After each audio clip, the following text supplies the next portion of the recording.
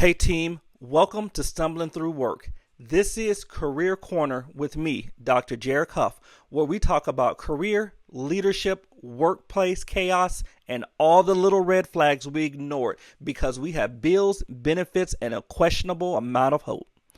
If you're listening to this on the podcast, this episode is a visual on YouTube as well, so you can check it out there too. Today we're talking about a big one. How do you know when it's time to leave your job? Not because you had one rough Monday, because let's be honest, Mondays have been disrespectful since the beginning of time. I'm talking about when the job no longer is challenging, when it's draining, when it's shrinking you. It's making you question your purpose, your patience, and whether that per my last email should be classified as workplace violence. So today, we're breaking this into three parts. Part 1, when the job no longer fits. Part 2, when the workplace starts costing you too much. And Part 3, how to leave with a plan instead of a dramatic exit scene. Because leaving a job can be wise, but leaving without a plan, that's when life starts adding side quests you didn't ask for. Part 1, the first sign it might be time to leave is that the job no longer fits who you are or where you're trying to go. And this one is hard because sometimes the job is not terrible. Sometimes your boss is fine, your coworkers are fine, the work is fine, the office snacks are questionable, but survivable. But deep down, you know you've outgrown the role. You're not being challenged anymore. You're not learning, you're not building new skills. You are just repeating the same task, attending the same meetings, and watching the same problems walk into the room wearing a different outfit.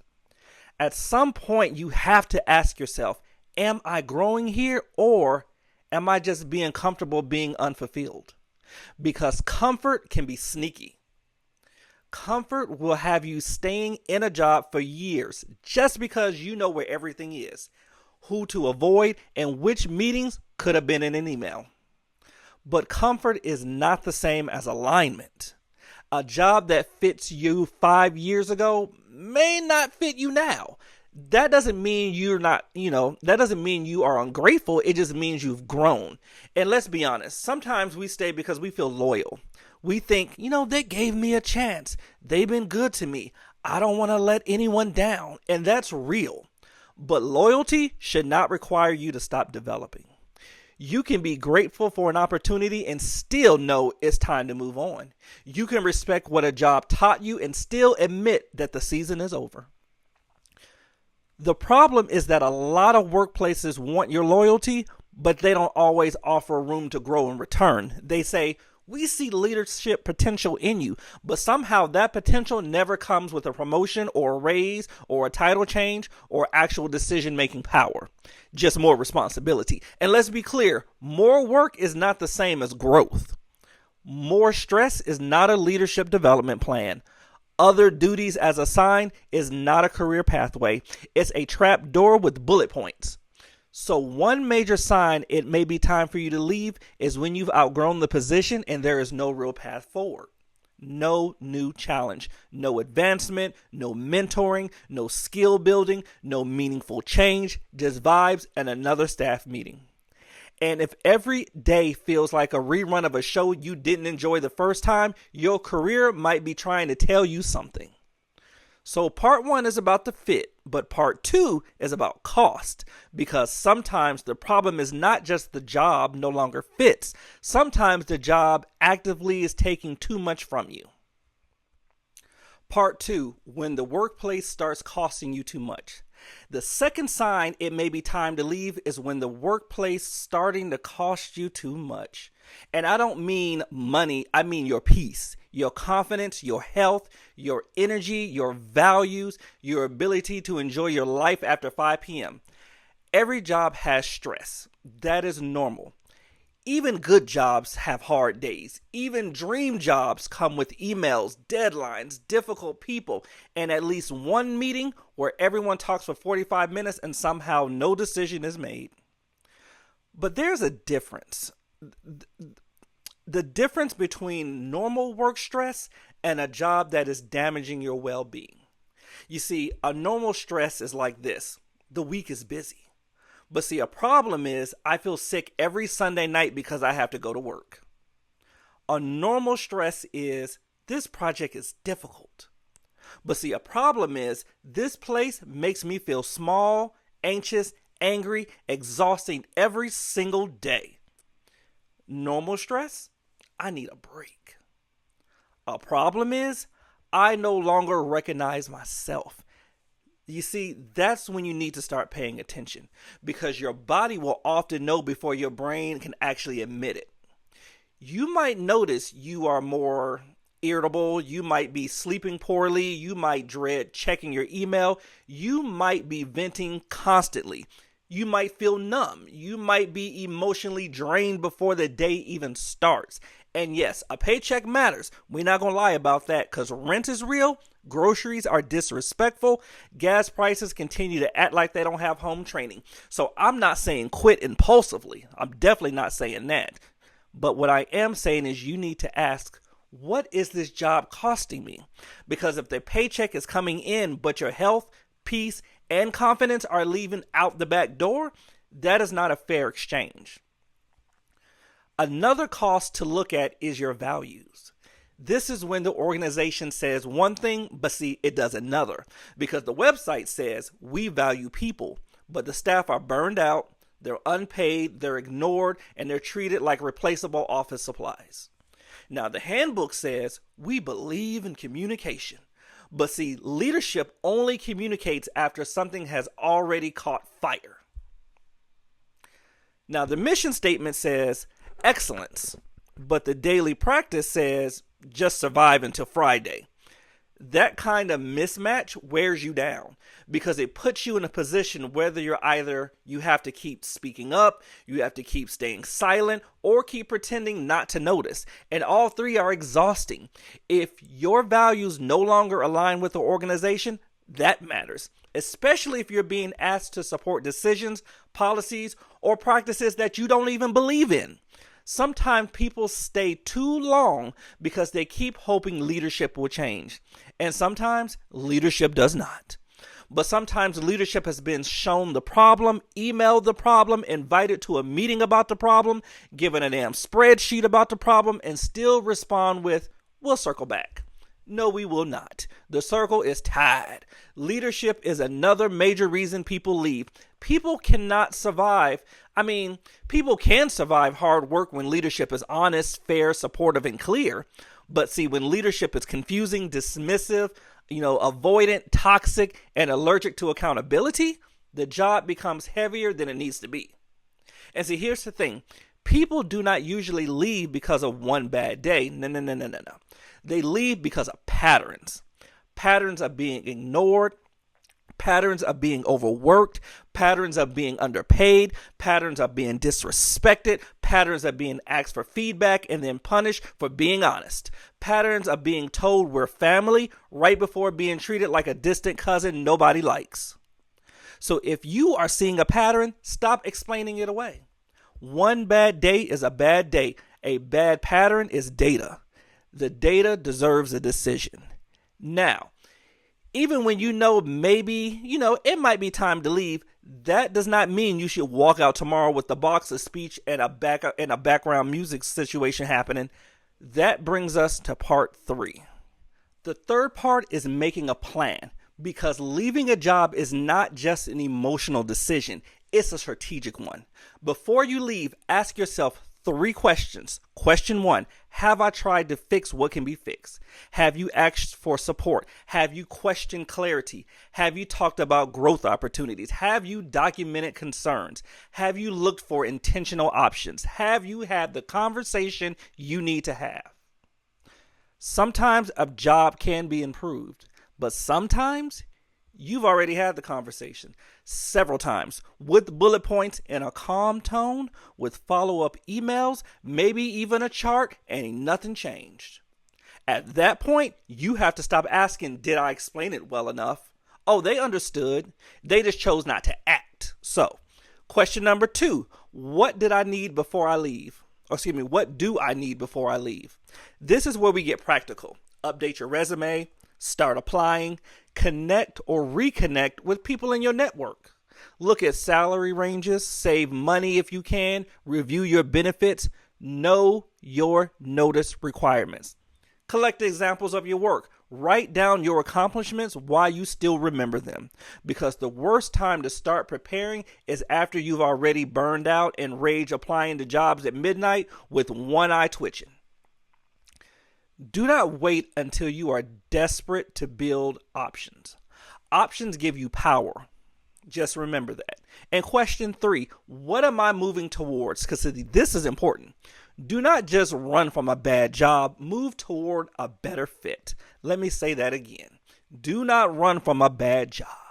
Move toward a better fit. Know what you want next. Do you want better pay, a healthier culture, remote work, more leadership opportunities, less chaos, a clear role, a stronger mission, a manager who does not communicate exclusively through confusion and vibes? Be specific, because if you do not know what you're looking for, you may leave one mess and walk directly into another mess with better branding. And we are not doing that. We are not upgrading from toxic to toxic with catered lunches. The goal is not just to escape. The goal is to choose better. So how do we know when it's time to leave your job? You know when the job no longer fits your growth.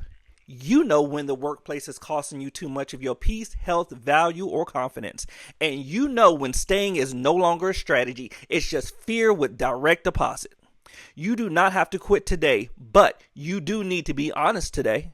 So ask yourself, am I staying because this job still aligns with my future, or am I staying because leaving feels scary? Now that answer matters. This has been Career Corner with Dr. Jared Huff on Stumbling Through Work, where we figure out work, leadership, career chaos, one questionable decision at a time. Please like, subscribe, and send this to somebody who keeps saying, I am fine, while updating their resume during lunch. And remember, leaving is not always quitting. Sometimes leaving is just finally choosing yourself.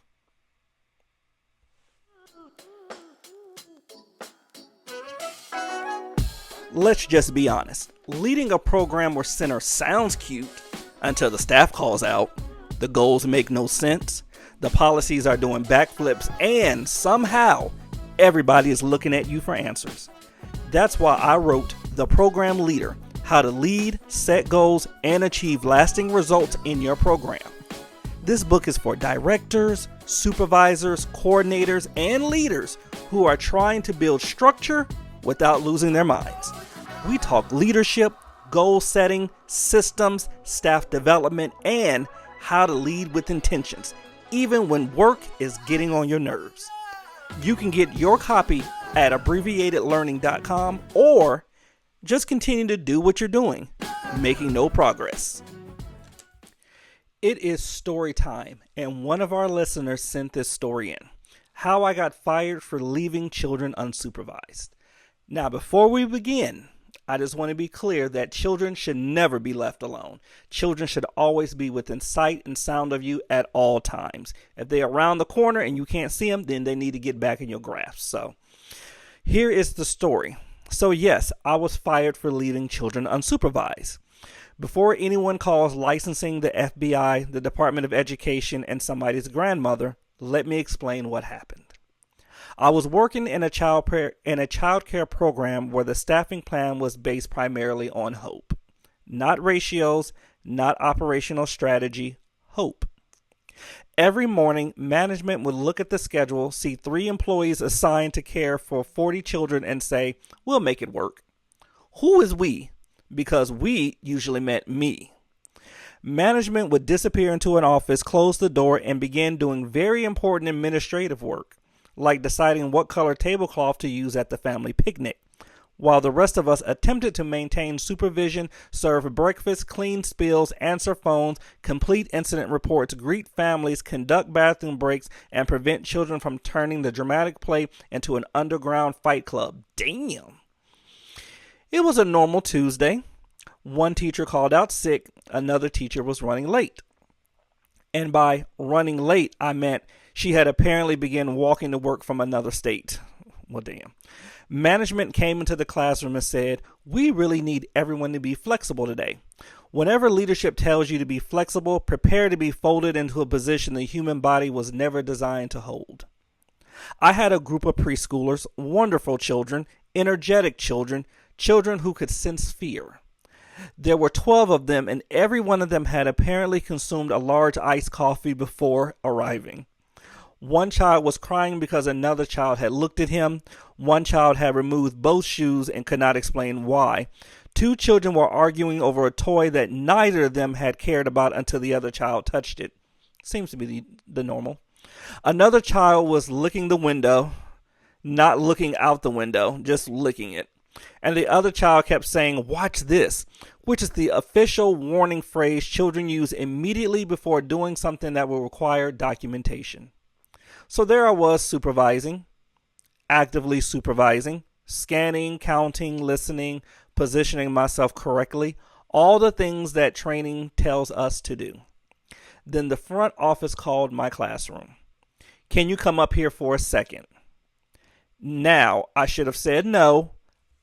Before we even go any more into this story, the fact that they called and told you to come up to the front when they knew you were in class, but I'm going to finish the story. I should have said, "I cannot leave the room because I am responsible for 12 children. That would have been the correct answer. That would have been the professional answer. That would have been the answer given by someone whose employment was going to continue past lunchtime. Instead, I looked around and saw another employee standing near the doorway. I said, "Can you watch them for a second?" She said, "Yeah." And that "yeah" destroyed my entire afternoon. Okay, pause. So the story is getting good. So they called you to come up front with no one coming back, but you just seen somebody standing in the hall. Several questions, but we're going to continue the story. Because apparently there's a difference between someone casually saying "yeah" and someone formally accepting responsibility for a group of children.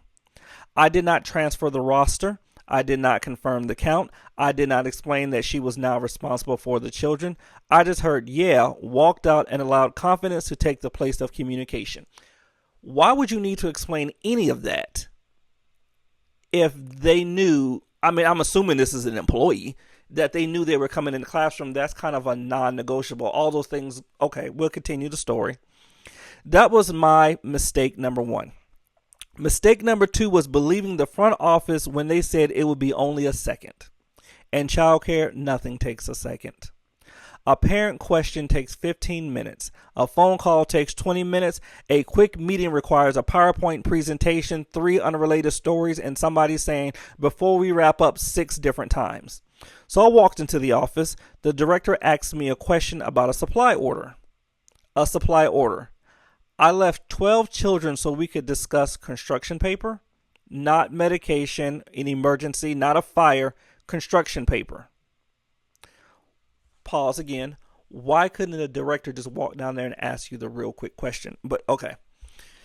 She wanted to know whether I had ordered dark blue or regular blue. This is just getting more stupid as it goes on.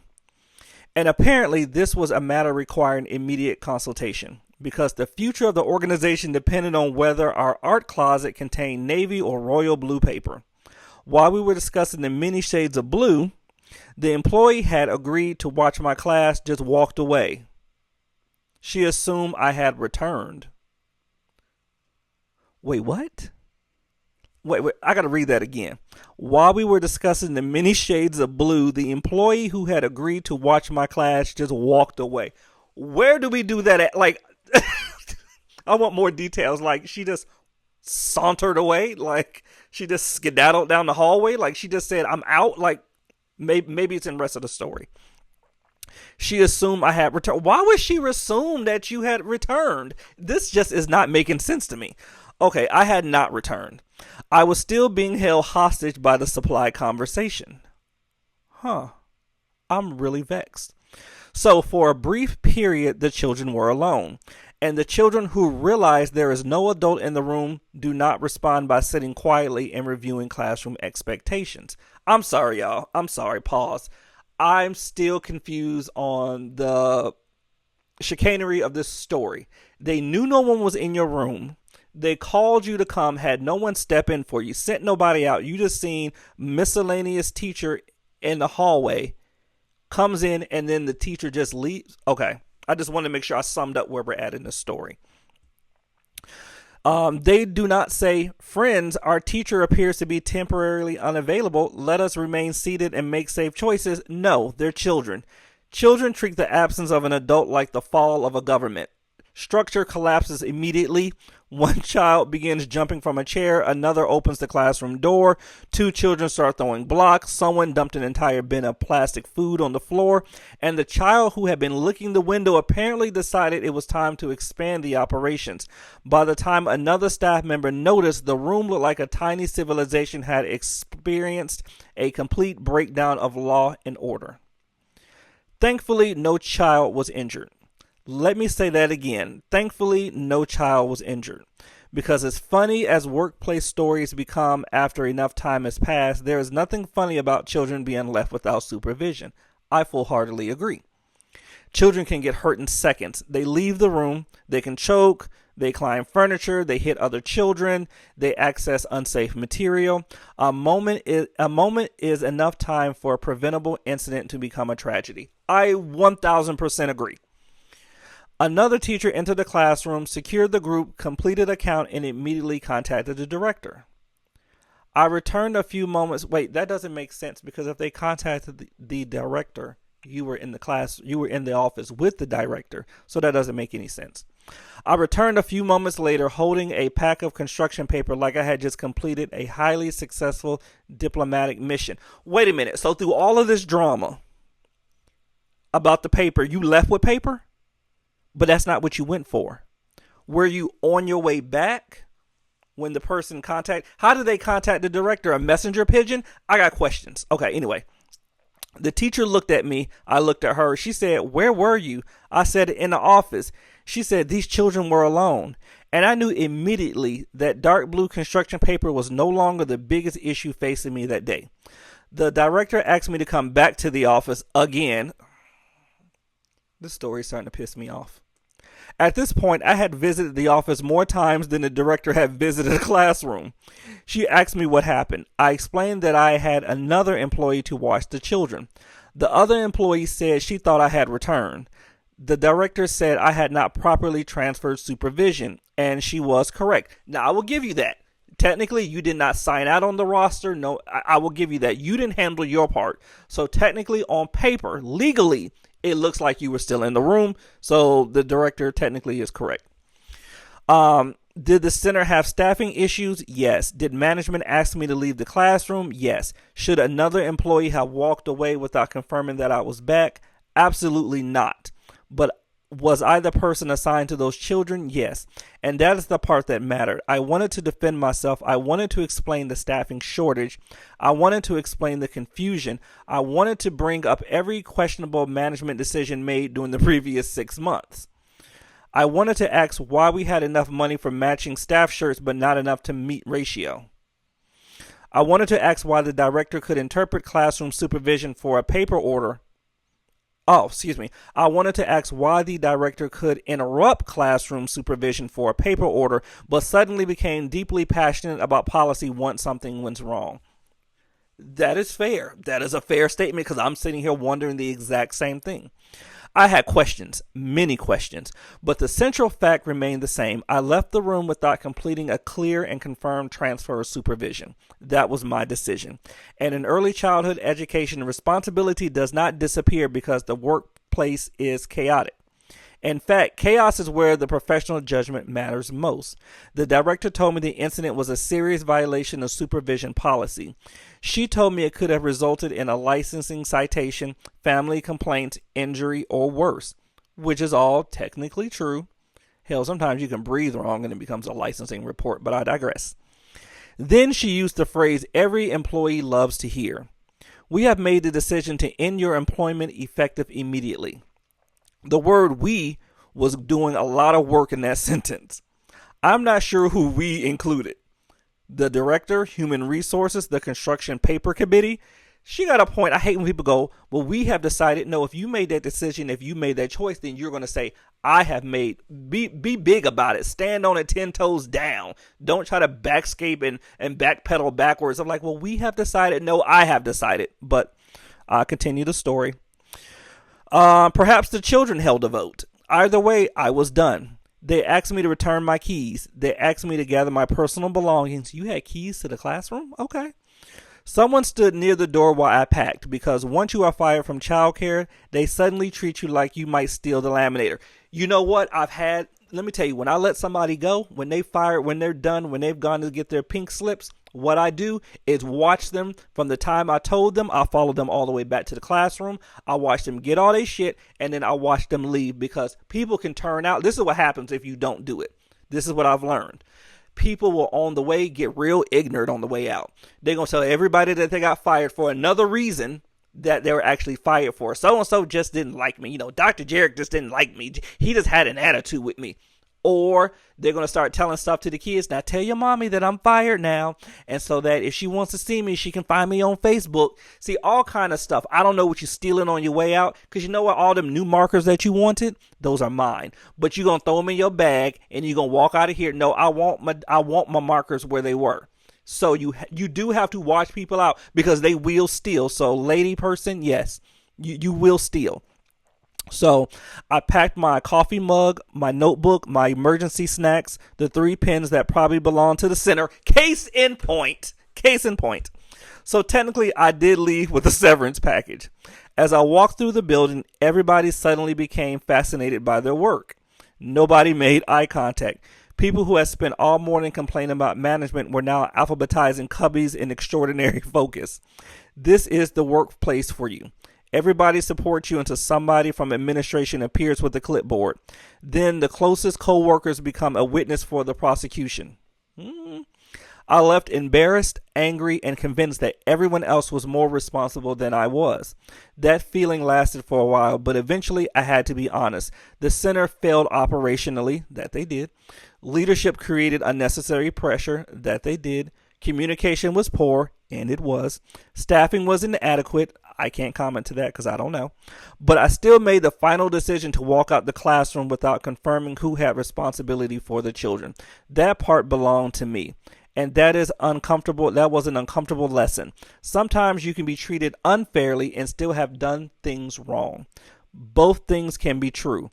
That is very true. Multiple things can be true at one point. I was actually thinking that, but let's see. Your workplace can be dysfunctional. Your supervisor can be inconsistent. Your staffing model can be ridiculous, and you can still be responsible for your own professional choices. Being overwhelmed explains a mistake. It does not erase the consequences. So what did I learn? First, never leave children without a direct, verbal, and confirmed transfer of supervision. Do not point vaguely towards the classroom and say, can you keep an eye on them? We are not watching somebody's purse at the airport. That is very true. You need to clearly state you are now responsible for these 12 children. Here's the roster. The current count is 12. I will tell you when I return. I mean, do you really need to say when you return? Isn't it kind of obvious when the human body walks into the human classroom? And the other person needs to confirm it. Second, count children before leaving, during transitions, and when returning.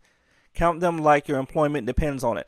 I mean, I don't understand what that has to do with the story, but that is true. You should always know how many children you have at all times, because they're not cattle. They are human beings. They are people, and you should know who is in your stewardship at all times.